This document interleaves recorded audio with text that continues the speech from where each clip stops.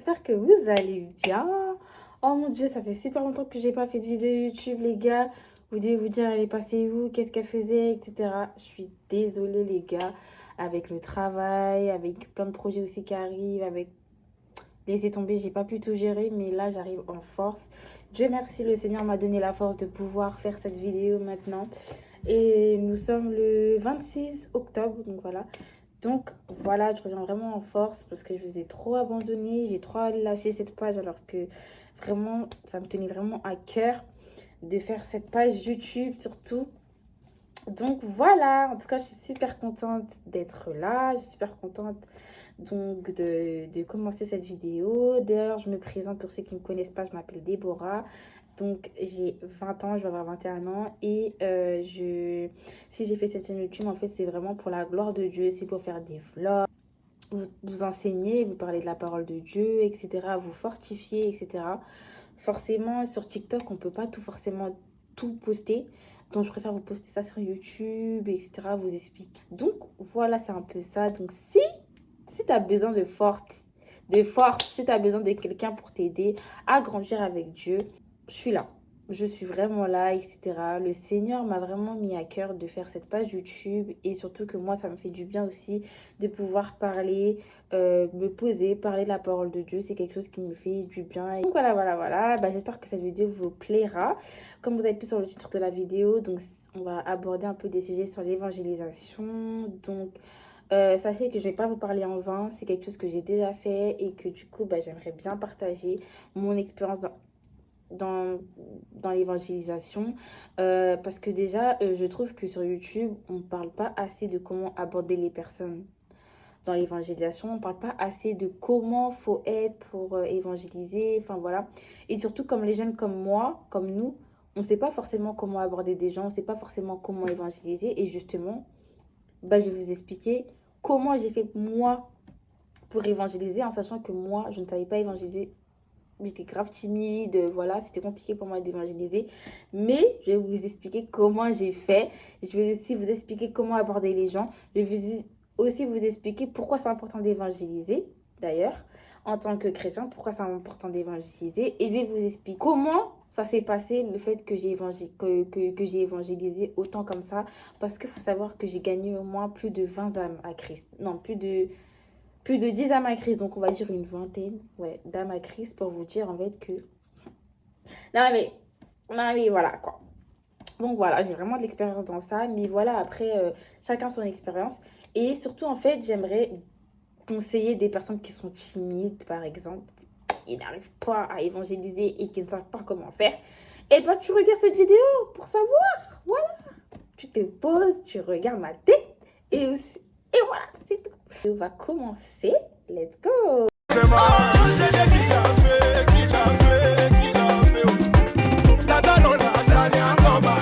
Premièrement, déjà, il faut savoir que dans Matthieu 24, la parole de Dieu dit en fait que allez faire de toutes les nations des disciples, les baptisant au nom du Père, du Fils et du Saint-Esprit. Voilà, je pense que vous connaissez ce verset. En fait, évangéliser, c'est un ordre. Ce n'est pas un conseil, ce n'est pas un truc négligeable. Non, c'est quelque chose, c'est un ordre. Ça veut dire que les personnes qui disent que ouais, moi je suis pas appelée à évangéliser ma famille, je suis pas appelée à évangéliser mes potes, je suis pas appelée à évangéliser ma tante, tu mens. C'est un ordre, le Seigneur te demande d'aller évangéliser. Je suis désolée, mais c'est comme ça. C'est comme ça. Si Jésus a évangélisé sur terre, toi qui es-tu pour pas évangéliser en fait? Moi je dis toujours aux gens, vous êtes capables, Dieu vous a mis quelque chose en vous. Tu peux pas dire je suis trop timide, je suis trop comme ci, je suis trop comme ça, en sachant que tu n'as jamais évangélisé. Et d'ailleurs, faut toujours... Je vous explique un truc. Si tu es timide, va. Qu'est-ce que je veux dire? C'est que si tu es timide, justement, reste pas dans ta timidité, mais va vaincre ta timidité en faisant des choses que, que tu peux pas faire. Tu vois ce que je veux dire? C'est comme ça qu'on vainc la timidité. Enfin, je sais pas vous, hein, mais quand je sais... Enfin, voilà, tu veux vaincre la timidité, bah, va faire des choses que tu ne peux pas faire pour vaincre cette timidité-là. Amen. Donc, en fait, c'est vraiment super important que vous puissiez comprendre que l'évangélisation, c'est un ordre.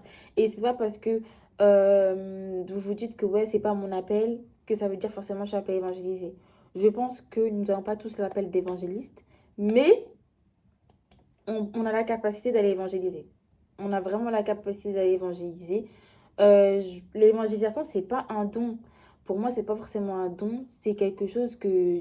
En fait, c'est parler aux gens de Dieu, en fait. Ça veut dire que ce que tu as reçu, tu vas le dire aux gens, en fait. Personnellement, si vraiment tu as reçu Dieu dans ta vie et si vraiment tu aimes le Seigneur, l'évangélisation, en fait, ça doit être ta priorité, en fait. C'est les âmes. C'est clairement les âmes. Ça veut dire que dès que tu as reçu Christ, en fait, tu ne dois même pas garder euh, ça pour toi, mais tu dois aller plutôt propager la bonne nouvelle parce que c'est ce que Dieu a fait dans ta vie. En fait, c'est un témoignage de ce que Dieu a fait dans ta vie. Donc, tu dois parler de ce Dieu-là, en fait, aux gens et pas dire, oui, mais je ne suis pas appelée à l'évangéliser. Personne n'a dit, attends, il faut savoir que les apôtres, là, les disciples, n'étaient pas appelés aussi à évangéliser, mais ils ont évangélisé parce que c'est le Saint-Esprit. Le Saint-Esprit était en eux, en fait. Amen. À partir du moment où le Saint-Esprit est venu sur terre, c'est que tu as la capacité d'évangéliser, c'est que le Saint-Esprit est au-dedans de toi et tu as la capacité de parler de Dieu aux gens. En plus, la Bible dit que vous n'avez pas un esprit de timidité, hein. Vous avez un esprit de force. Ça veut dire que Dieu vous dit que la force de Dieu est avec vous. Ça veut dire que vous êtes grave capable d'aller évangéliser. Et franchement, genre en mode, moi je crois vraiment en vous. Je crois vraiment en vous parce que je sais que Dieu aussi croit en vous. Donc ça veut dire que quand tu me dis, quand une personne me dit, gars, je sais pas évangéliser, sache que moi-même je savais pas évangéliser. J'étais aussi comme ça. Mais là, je vais vous dire comment j'ai évangélisé d'ailleurs. Mon église, en fait, c'est vraiment après évangéliser. D'ailleurs, premièrement, je vous aimerais vous dire en fait que si vous venez d'être en Christ, allez dans une église locale, allez dans une église qui vous fera grandir et surtout demandez au Seigneur, bien sûr. Parce que moi, j'ai demandé. Enfin, voilà, le Seigneur a fait en sorte que je sois dans cette église, mais en fait, demandez à Dieu. Demandez à Dieu, Seigneur, c'est quoi ta volonté? Dans quelle église tu veux me ramener? Et il le fera. C'est mon église qui m'a appris à évangéliser. D'abord, on avait un événement à Châtelet, donc on est parti à Châtelet. Moi, vas-y, je me suis dit, bon, écoute, moi, dans chaque événement de mon église, je suis là. Donc là, je me suis dit, évangélisation, pourquoi pas? Je ne sais pas évangéliser, mais c'est pas grave, je vais y aller quand même. Donc, voilà, on a chanté à Châtelet, etc., etc. Voilà, il y avait plutôt une atmosphère vraiment agréable. Et ensuite, on est passé à l'action. Donc, on est passé à l'évangélisation en physique, du coup. Donc, on allait directement vers les gens. Et moi, je ne savais pas comment faire. Donc, on a fait des petits groupes de deux, etc. Et il y avait une sœur de l'église. Enfin, moi, je parlais fort. Je disais, mais je sais pas comment évangéliser, je vais faire comment? J'étais là, je parlais comme ça et tout dans le vide. Et il y a une sœur qui est venue me voir, elle m'a dit, oui, tu sais pas évangéliser, t'as jamais fait? J'ai dit non, j'ai jamais fait. Elle m'a dit, écoute, Sista, suis-moi, je vais te montrer comment faire. Et voilà. Regarde, big up à toi, Sista. Parce que... Et donc, du coup, moi, je la vois évangéliser, etc. et tout. Moi, je connais pas. Donc, moi, c'est ma première évangélisation. Donc, je connais pas forcément. Mais vas-y, j'y vais avec elle et tout. Donc, voilà, je regarde un peu comment elle évangélise et tout, etc. Et là, je commence à me dire, ah, d'accord. Donc, c'est ça. Ok. Bah, en vrai, c'est pas si compliqué que ça. Donc, moi aussi, je commence à aller vers les gens, etc. Je commence à parler et tout, etc. Et c'est comme ça que j'ai appris à évangéliser. En fait, la façon dont j'ai évangélisé, c'était comme si aussi, c'est la même façon que j'ai reçu mon parler en langue. Je sais pas comment vous expliquer, mais genre en mode, bref, c'est pour vous dire, Dieu fait bien les choses. Ah, donc voilà, c'est comme ça que... Et j'ai aussi pas eu peur. Franchement, j'ai pas eu peur d'évangéliser. Je suis partie comme ça et je me suis dit, le Seigneur est avec moi. Et je suis partie évangéliser des personnes, etc. Après, je suis rentrée chez moi. Maintenant, bah, avec mon église, on a fait un événement qui s'appelle l'été du salut. Donc cet été-là, on a fait un événement. Et du coup, c'était l'été du salut. En gros, c'était genre en mode, on devait aller pendant 3 mois, aller évangéliser chaque semaine. Genre chaque semaine, tous les jours, des personnes et gagner des âmes, etc. Et donc du coup, bah, pendant toutes les vacances, bah, j'ai fait que ça. Je suis que fait évangéliser, etc. Et on avait un objectif particulier, c'est de gagner au moins... 1000, enfin 100 âmes par jour, enfin non, pas 100 âmes par jour, justement. 100 âmes par semaine, bref, on avait des objectifs comme ça et tout, etc.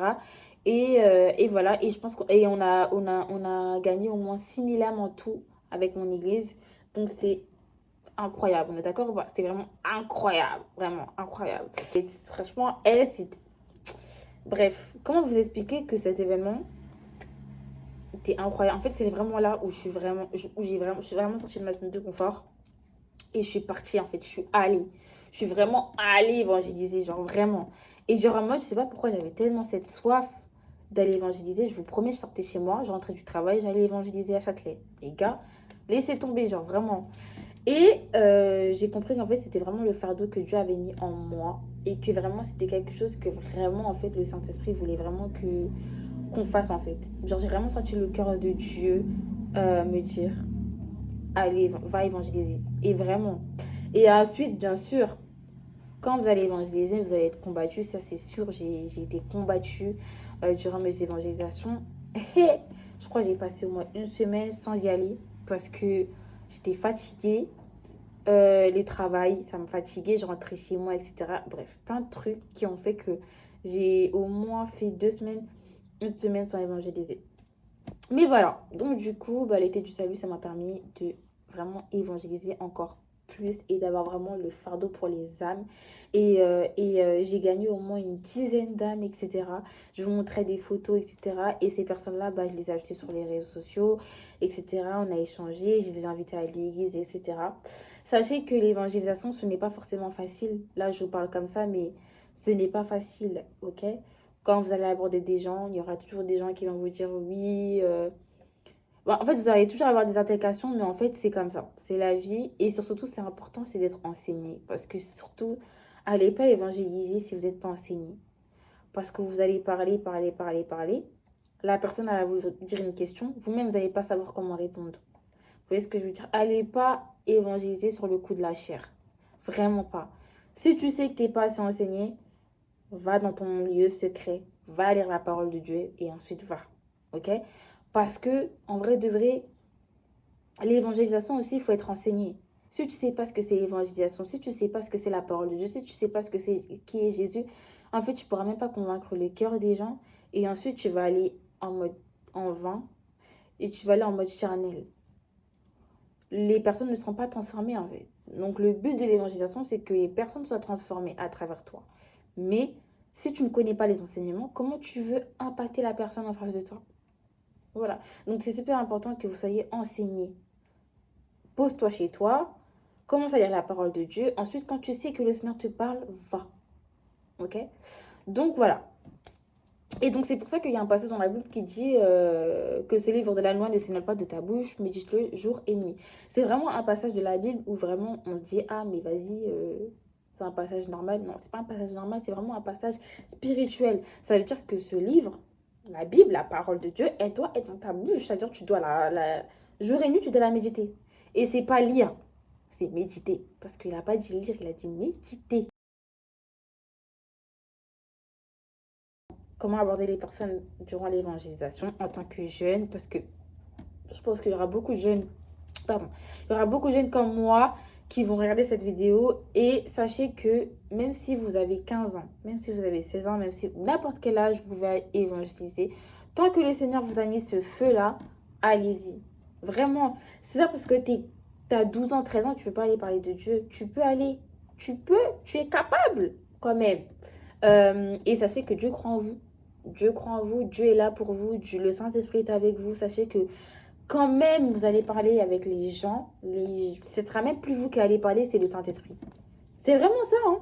J'ai vraiment expérimenté des évangélisations où c'était même pas moi qui parlais, mais c'était le Saint-Esprit qui parlait à travers moi. Et les gens étaient vraiment touchés.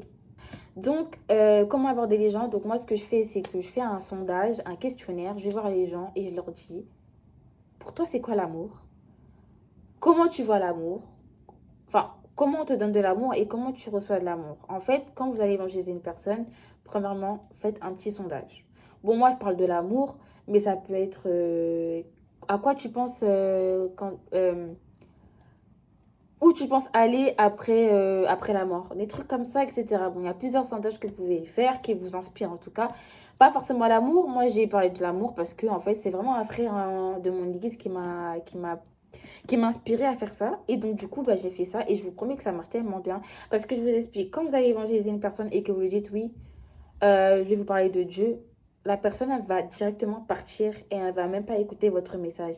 Mais quand vous vous faites un sondage, la personne est directement dans le sondage. Ça veut dire vraiment, comment dire, elle rentre dedans, quoi. Elle répond à vos questions et après, ensuite, c'est là où vous commencez à enseigner avec la parole de Dieu, etc. En fait, faut pas faire fuir les gens. Justement, faut les faire rester. Et je pense que le sondage moi, c'est ce sondage qui m'a aidé d'ailleurs à évangéliser les personnes. Donc, déjà, premièrement, vous faites un petit sondage, n'importe quel. Voilà, n'importe quel. Moi, ça peut être, moi, j'ai dit, c'est quoi l'amour pour vous?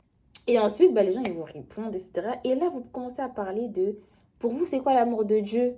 Pour vous, c'est quoi l'amour de Dieu? Et c'est là que les gens, ils commencent à vous parler ils commencent à vous dire leur point de vue à eux, de comment ils voient voilà, Dieu, etc., etc., etc. Et je vous promets, toutes ces questions que j'ai faites, je vous promets, les gens, ils étaient grave intéressés. Ils parlaient, ils disaient leur point de vue, etc. Et c'est là où je rentrais dans le sujet.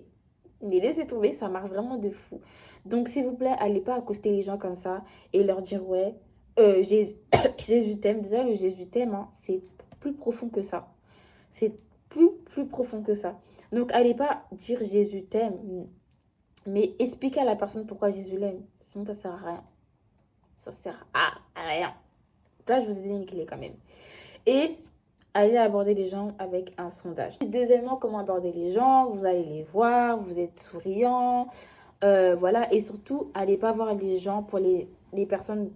Allez pas déranger les personnes. Hein. Vous voyez qu'elle a un casque, vous allez la déranger. Non. Bon, je sais que c'est pour Dieu, mais faites preuve de sagesse aussi. Vous voyez que la personne, elle est occupée. N'allez pas... voilà.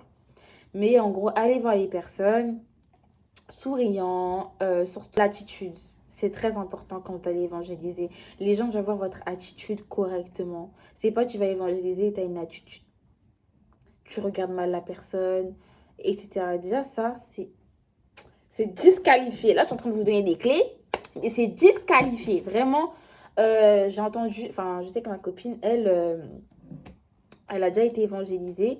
Et elle m'a dit que comme quoi, les meufs, elles l'ont évangélisée et elles le regardaient de haut en bas. Elle l'a regardé de haut en bas, genre. Genre, comment tu peux évangéliser une personne? Tu la regardes mal.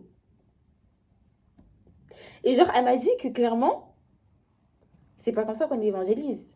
Donc, vous voyez en fait que, voilà quoi. Enfin, même moi, j'ai donné raison, on va pas se mentir, parce que c'est pas normal. Genre, tu vas évangéliser une personne, tu la regardes de haut en bas. Genre, l'attitude, c'est trop important. Vraiment, l'attitude, c'est vraiment trop important. Ensuite, vous commencez à faire la conversation. Déjà, vous devez dire le nom. Déjà, demandez toujours, quand vous allez aborder la personne, demandez toujours son prénom, son âge, etc. Faites une conversation avec la personne.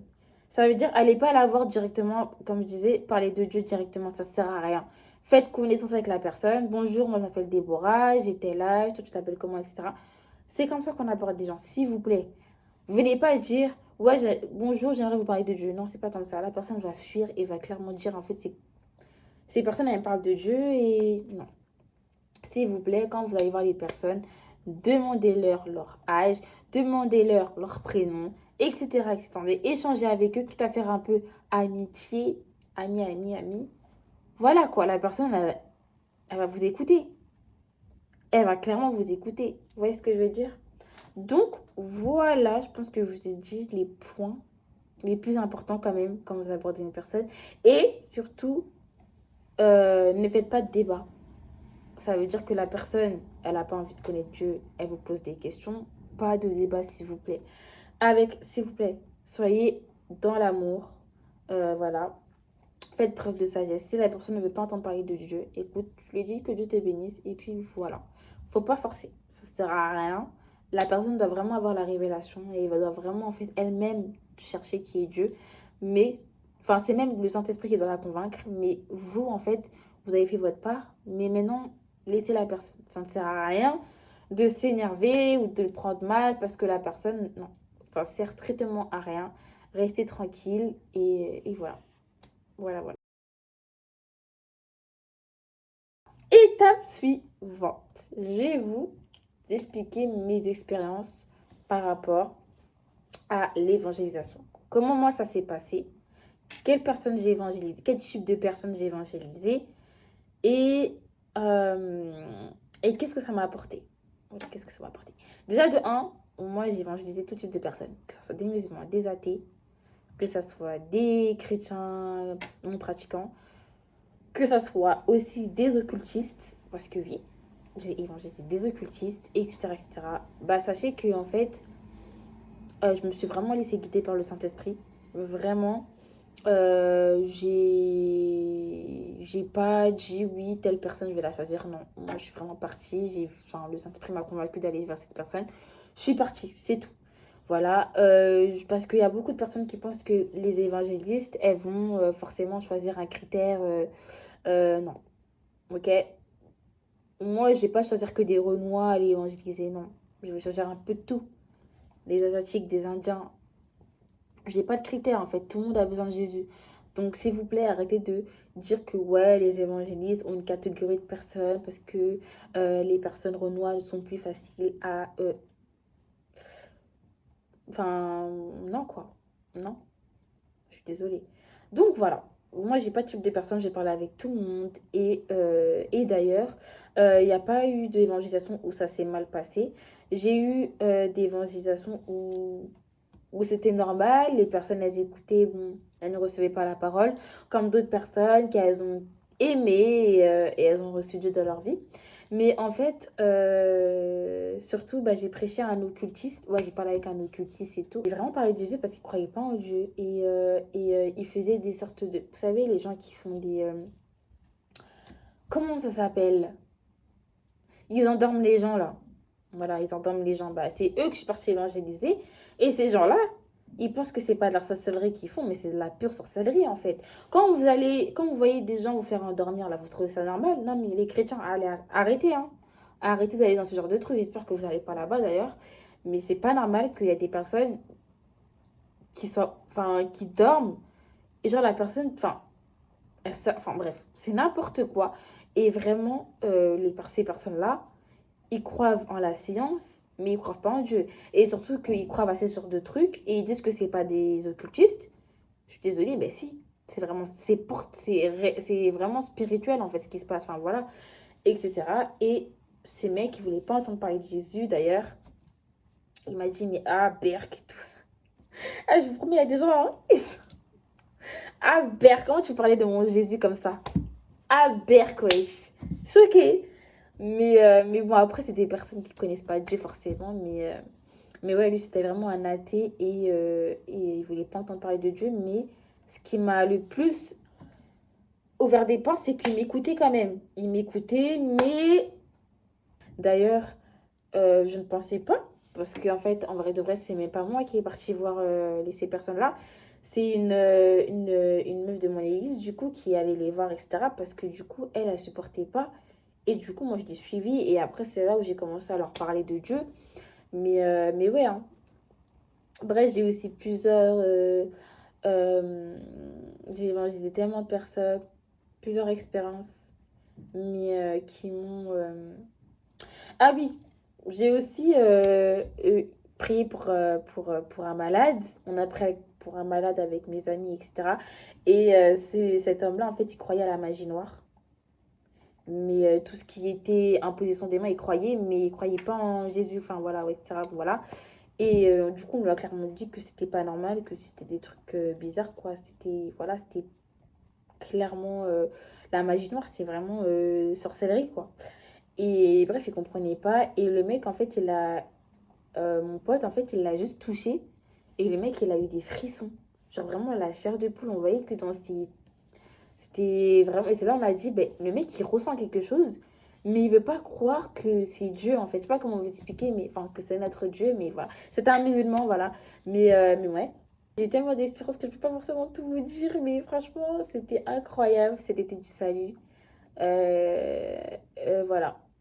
C'était vraiment... Waouh. C'était... Waouh. Waouh, waouh, waouh, waouh. Carrément, je suis tellement fière de moi. Et d'ailleurs, il faut que je reprenne l'évangélisation parce que j'avoue que j'avais arrêté. Que j'ai arrêté. Mais je vais reprendre quand même. Voilà.